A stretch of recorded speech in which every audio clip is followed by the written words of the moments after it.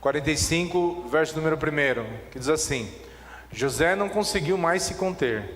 Havia muita gente na sala, e ele disse a seus assistentes: saiam todos daqui. Assim ficou a sós com seus irmãos, ele lhes revelou sua identidade. José se emocionou e começou a chorar. Chorou tão alto que os egípcios ouviram, e logo a notícia chegou ao palácio de Faraó. Sou eu, José, disse a seus irmãos. Meu pai ainda está vivo? Mas seus irmãos ficaram espantados ao se dar conta de que o homem diante deles era José e perderam a fala.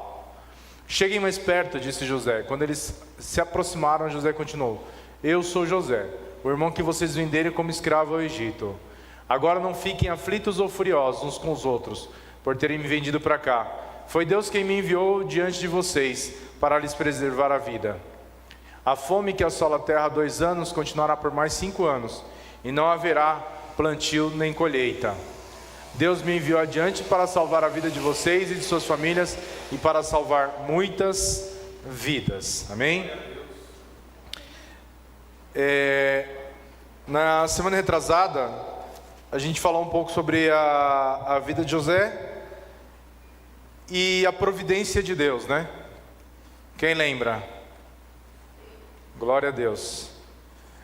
Na semana retrasada, nós falamos um pouco sobre a providência de Deus. Falamos sobre como Deus tinha guiado a vida de José através do sofrimento que José tinha passado para cumprir um propósito ali na vida de José. Só que a história de José não acaba ali quando ele chega ao palácio, né? Então, eu quero continuar a partir do ponto que nós paramos ali em Gênesis capítulo 40 e capítulo 41, que é quando José ele chega no palácio.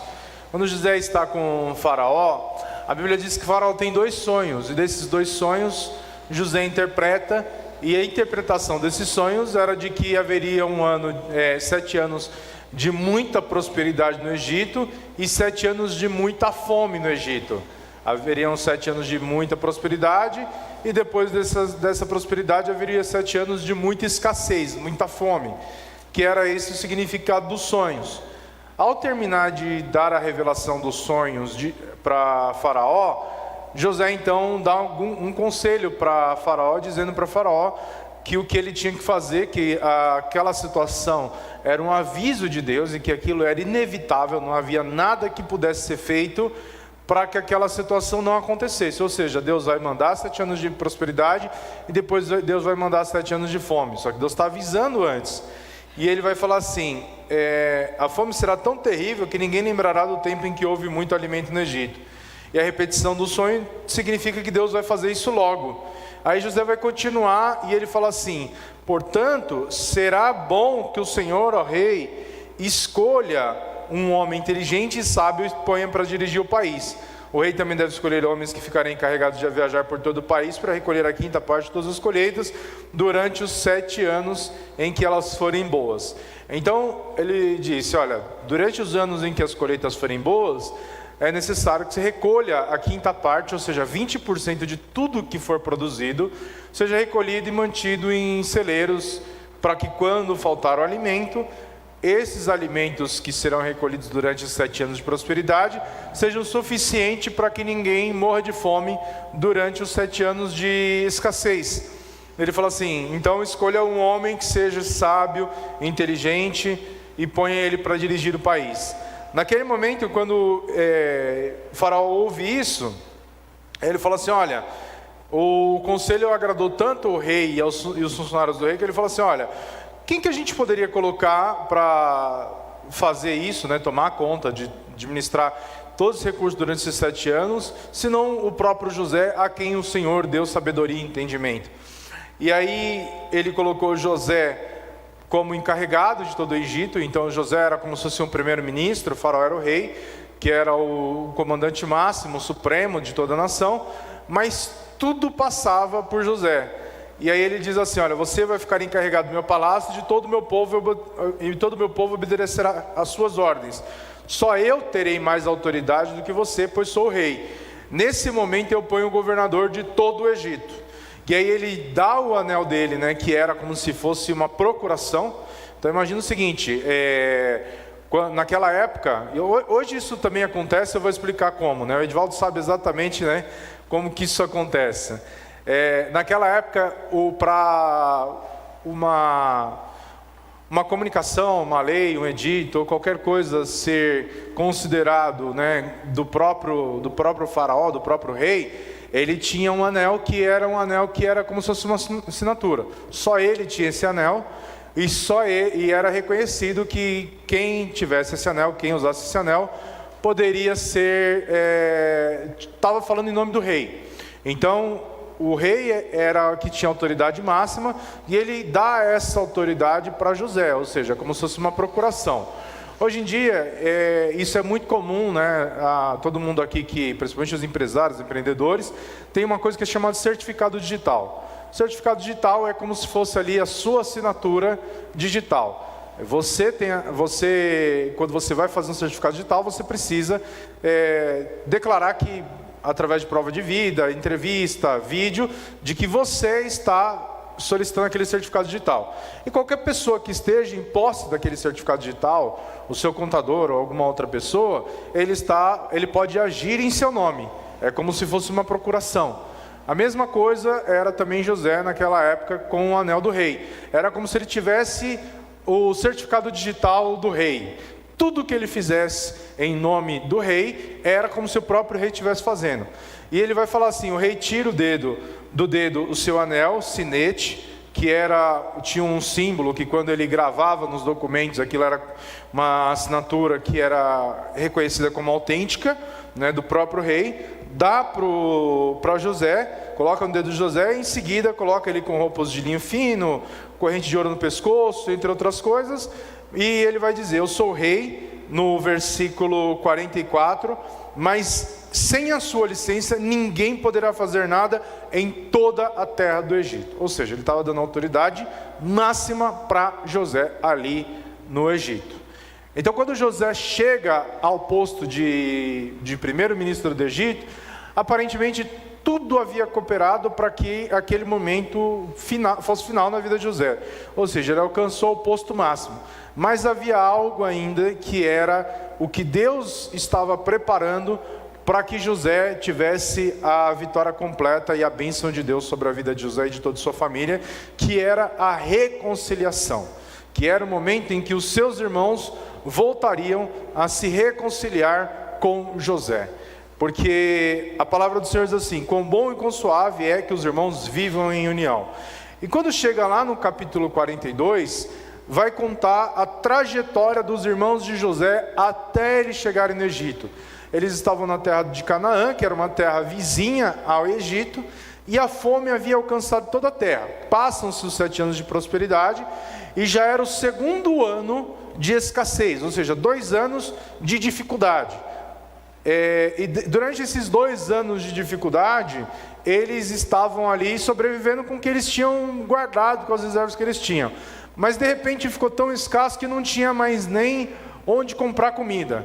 Eles eram muito ricos, Jacó, os seus filhos já eram muito prósperos nessa ocasião.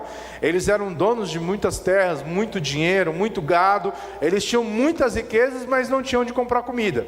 A escassez era tão grande que em toda a terra do Egito e todas as circunvizinhanças, todo o Oriente Médio estava passando fome, literalmente, porque não tinha colheita, não tinha onde comprar comida. E Jacó então ouve falar que no Egito havia mantimento. E ele fala para os seus filhos: o que vocês estão esperando aqui? O que vocês estão esperando? Vai para o Egito comprar comida.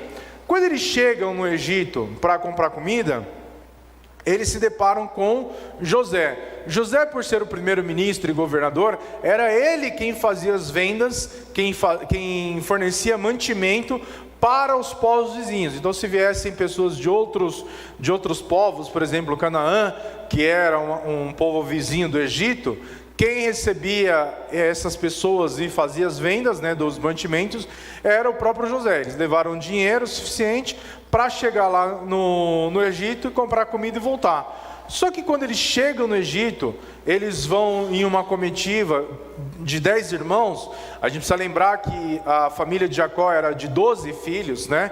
Incluindo José e Benjamim, que eram filhos de Raquel.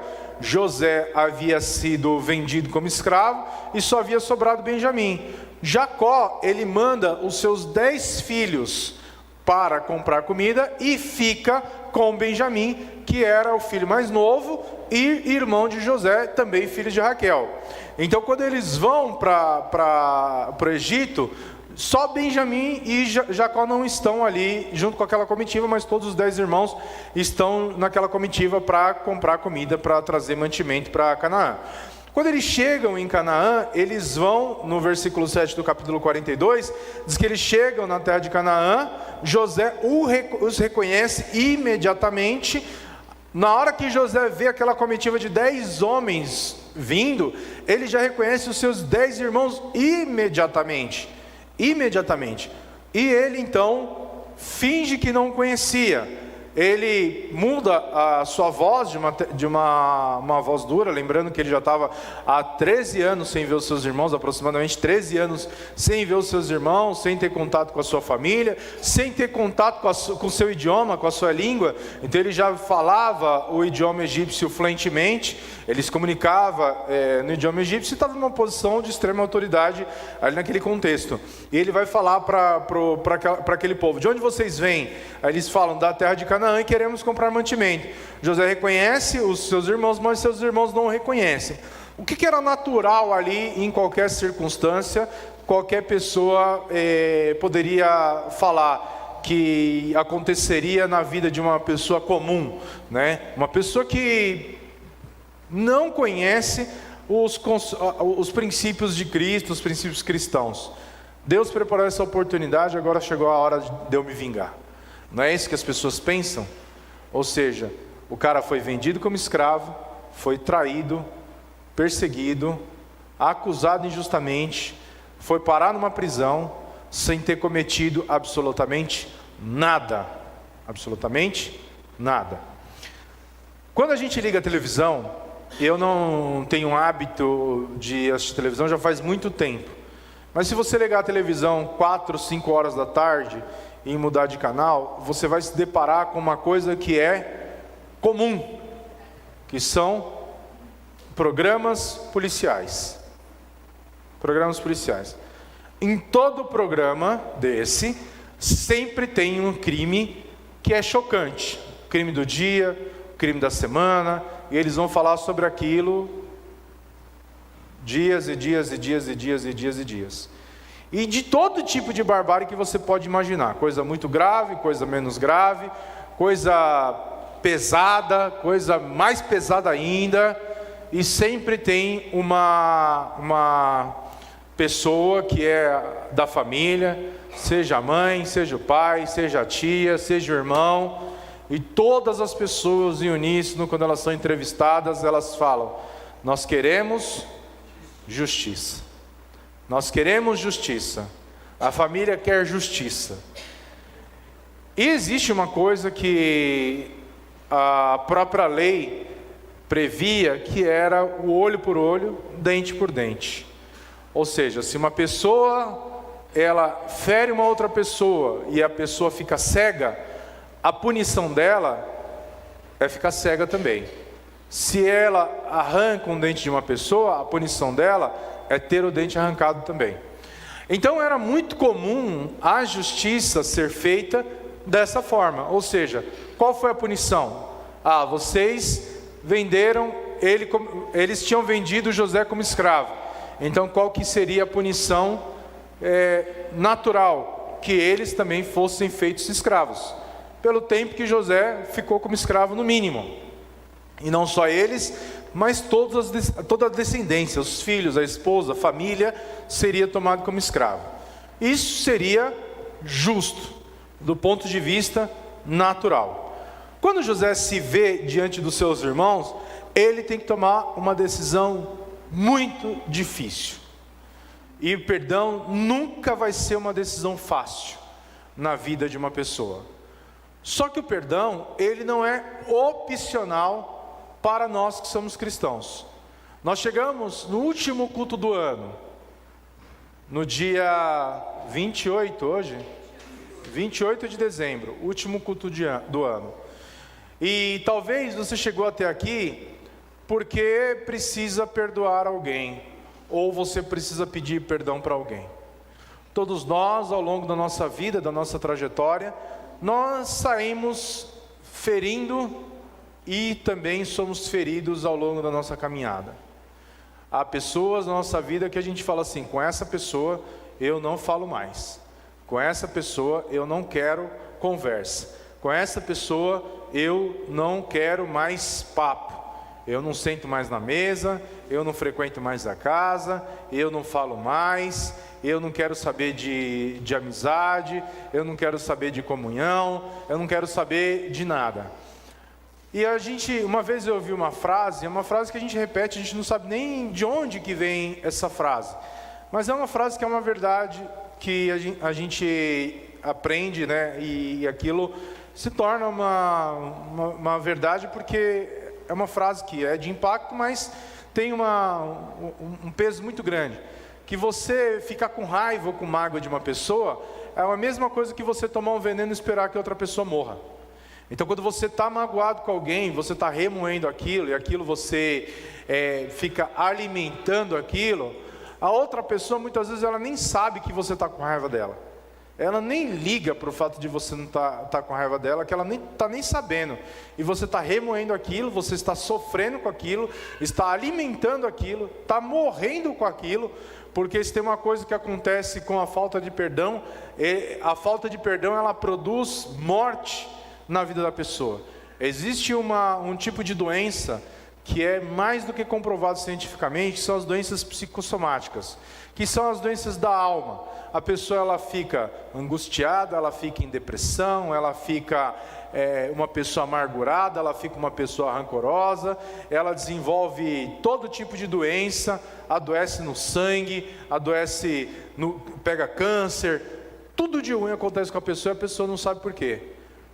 Porque são doenças que elas têm origem na alma. Elas são doenças que são chamadas psicossomáticas. E aí nessa ocasião, durante aqueles 13 anos da vida de José, José certamente sonhou com aquele reencontro.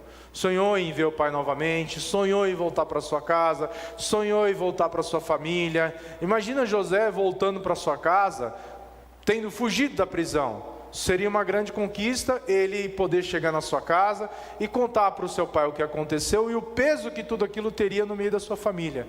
Mas não foi assim que Deus fez. Deus propôs a José a possibilidade dele agir com revanche, com vingança ou até mesmo com justiça contra os seus irmãos. Quando os irmãos de José chegaram, ele diz para aqueles homens assim: olha, vocês não vieram aqui para comprar comida, vocês são espiões, vocês vieram aqui para ver as fraquezas do Egito e vocês planejam atacar o Egito, vocês são espiões. Eles: não somos todos irmãos de uma mesma família. E aí ele começa a perguntar da família, fala assim: quem mais tem na família de vocês? Nós temos mais um irmão. E o pai de vocês é vivo? Nosso pai é vivo. Quem mais? E começa a contar. O pai de vocês é vivo? Como que é o seu irmão? A relação com o irmão de vocês é boa? Tudo. Aí ele fala assim: olha, para provar que vocês não são espiões, eu vou deixar vocês voltarem para a terra de vocês. Mas a história de vocês, ela tem um buraco aí. Como que eu vou saber se vocês não estão mentindo? Tragam o irmão de vocês mais novo até aqui, e aí eu vou saber que vocês estão falando a verdade. E aí quando eles fazem isso, José então prende Simeão, como uma garantia de que eles voltariam, e manda então que eles voltem para a terra de Canaã. E então os 9 irmãos voltam, Simeão fica preso, com a missão de trazer Benjamim para o Egito, para confirmar que a história deles era verdadeira. José ali queria fazer várias coisas, assim, a intenção de José com aquilo, haviam vários motivos para José fazer aquilo. O primeiro era saber se realmente eles dariam a vida deles pelo irmão, que era também filho de Raquel, irmão de José. Segundo, saber se realmente eles se importavam com o irmão que ficaria. E aí eles deixam que eles voltem para a terra de Canaã. Simeão fica preso, depois de terem passado 3 dias presos, eles são libertos e eles vão para Canaã. Quando eles chegam em Canaã, eles têm a missão de trazer Benjamim. Só que quando eles falam para Jacó tudo o que tinha acontecido no Egito, Jacó fica desesperado, porque ele fala assim: já perdi um filho, vocês vão levar meu outro filho, e vocês... Se alguma coisa acontecer com esse menino, eu não tenho mais por que viver, ou seja, eu vou morrer de desgosto, e eu não vou permitir que esse menino saia daqui. Aí o que aconteceu? Eles ficam lá em Canaã por um período, e não podem voltar ao Egito, porque eles não podiam sair de lá com Benjamim, porque o pai não havia permitido, e não podiam voltar para o Egito também sem Benjamim, e Simeão está lá preso. De repente, Jacó não permite que Benjamim volte, e fica ali com seus filhos, esperando para que eles voltem ao Egito para comprar comida novamente. A comida acaba de novo.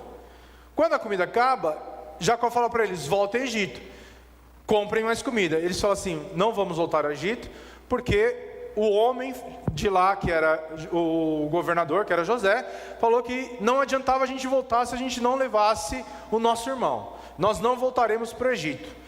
E aí ele falou assim: olha, Judá vai falar assim: eu sou responsável pela vida do menino. Se alguma coisa acontecer com o menino, você pode tomar meus 2 filhos e matar meus 2 filhos, mas eu vou ser responsável pela vida do menino, nós precisamos ir.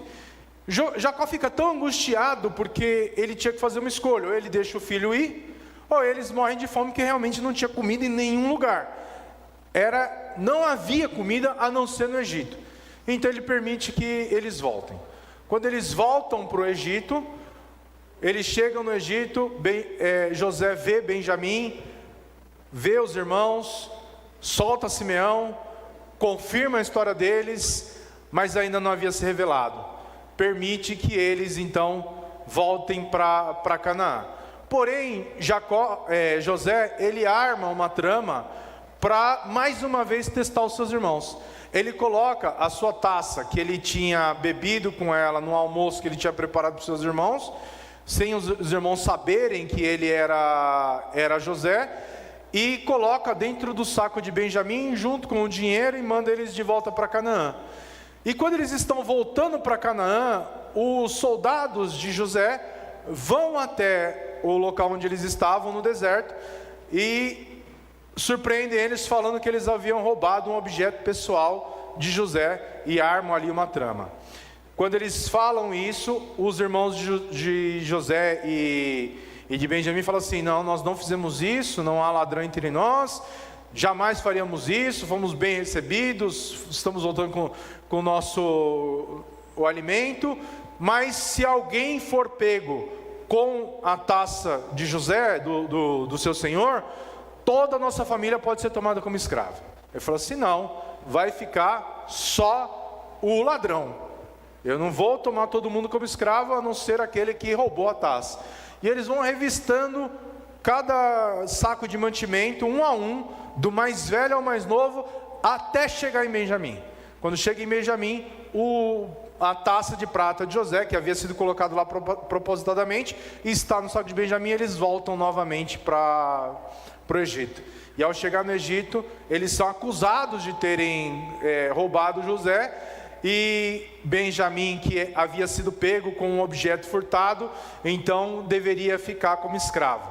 Naquele momento eles começam a falar: olha, nosso pai já é velho, ele não queria deixar o menino vir, já perdeu um filho, se esse menino não volta, esse menino, o nosso pai perde a alegria de viver, e nós seremos responsáveis pela morte dele. Esse menino precisa voltar, fica com um de nós, eu fico no lugar do menino. Judá então se apresenta como sendo o substituto do menino. E naquele momento, José, não aguentando e vendo que havia ali arrependimento genuíno, porque eles começam a falar do erro deles, do pecado deles, das faltas dele, que certamente tudo aquilo estava acontecendo com eles, porque Deus estava punindo eles. José então, ouvindo toda aquela história, ele não se aguenta mais, e ele se revela aos seus irmãos. Naquele momento que ele se revela aos seus irmãos, ele diz assim: José não consegue mais controlar a sua emoção.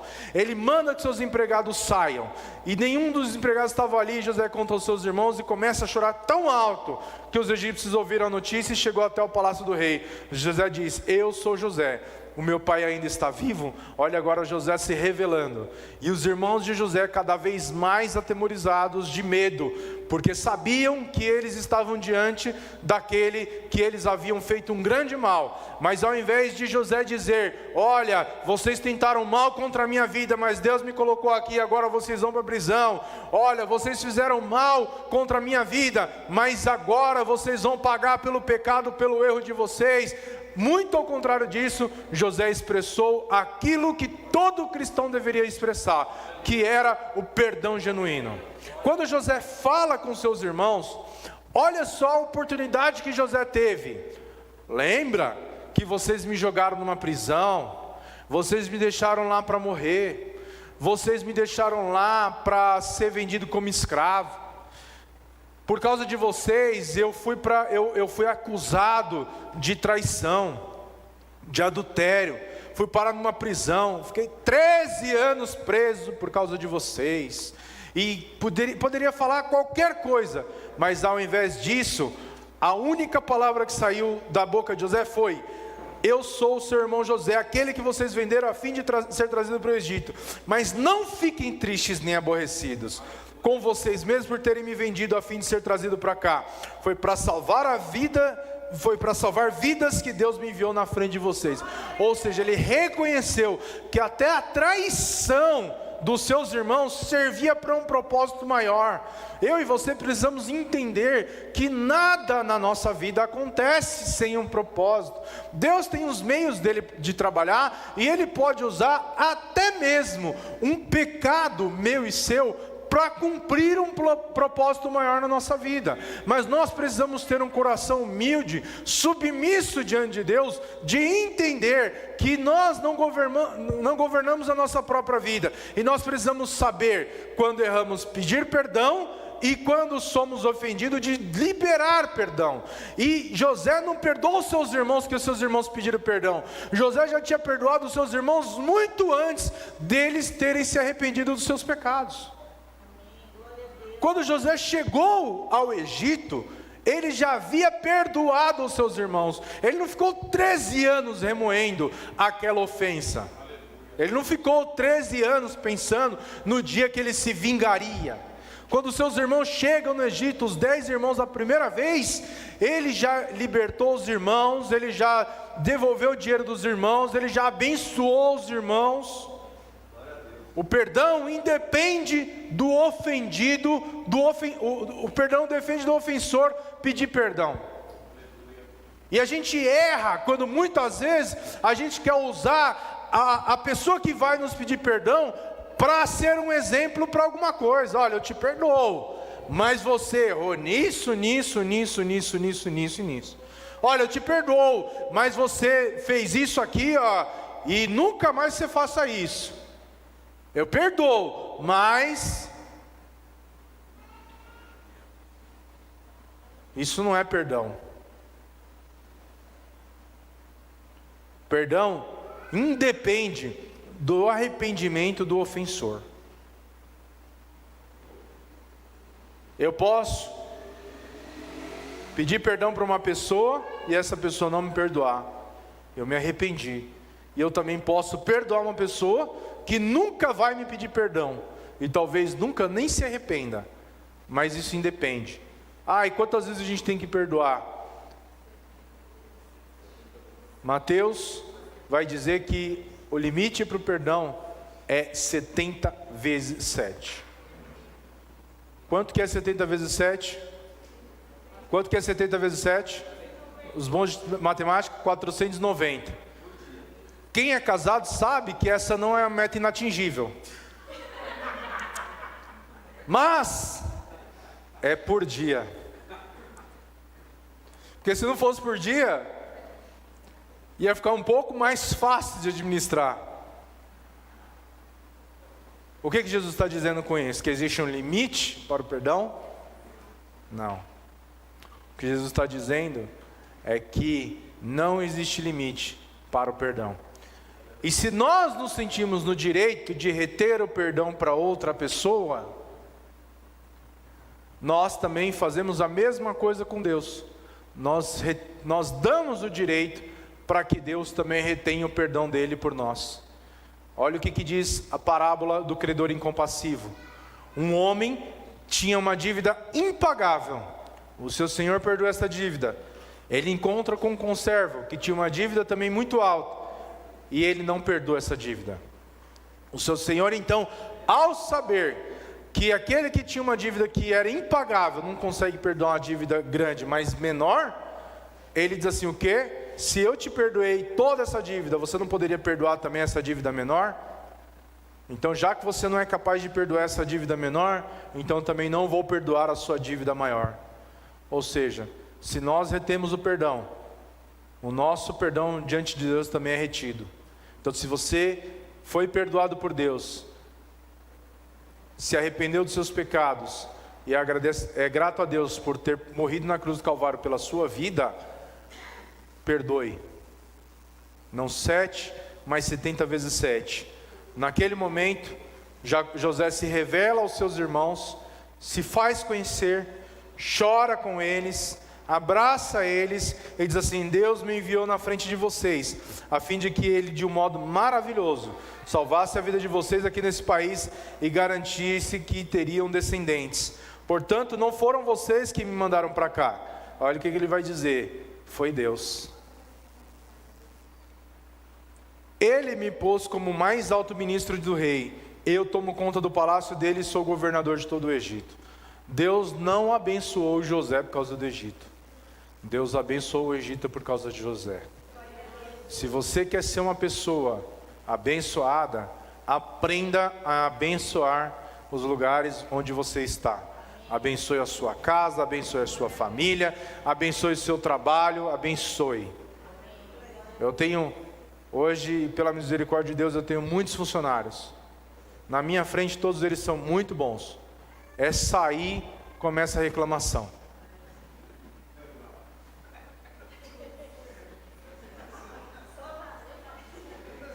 Agora será que na minha ausência, esses funcionários, eles trabalham para mim ou trabalham para a glória de Deus?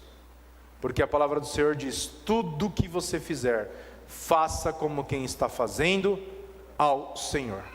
Porque o homem pode não recompensar o seu esforço, o homem pode não ver o seu esforço, mas Deus, Ele recompensa. E o nome disso é semeadura. Tudo que o homem semear, isso também ceifará. Tudo, tudo, tudo. Você não precisa fazer nada para ninguém ver, porque o vosso Pai que o vê em secreto te recompensará. José, ele não foi só o melhor governador que o Egito teve. José foi o melhor escravo que Potifar teve. E José foi o melhor preso que a prisão egípcia teve. José era o melhor onde ele estava. Não adianta você falar que você vai ser melhor quando você tiver condições melhores, se você é medíocre com as condições que você tem hoje. Seja bom fazendo com as condições que você tem hoje, até que Deus te dê condições melhores. Amém? Que Deus fale mais aos nossos corações. Não espere 2026 para perdoar, não espere 2026 para pedir perdão.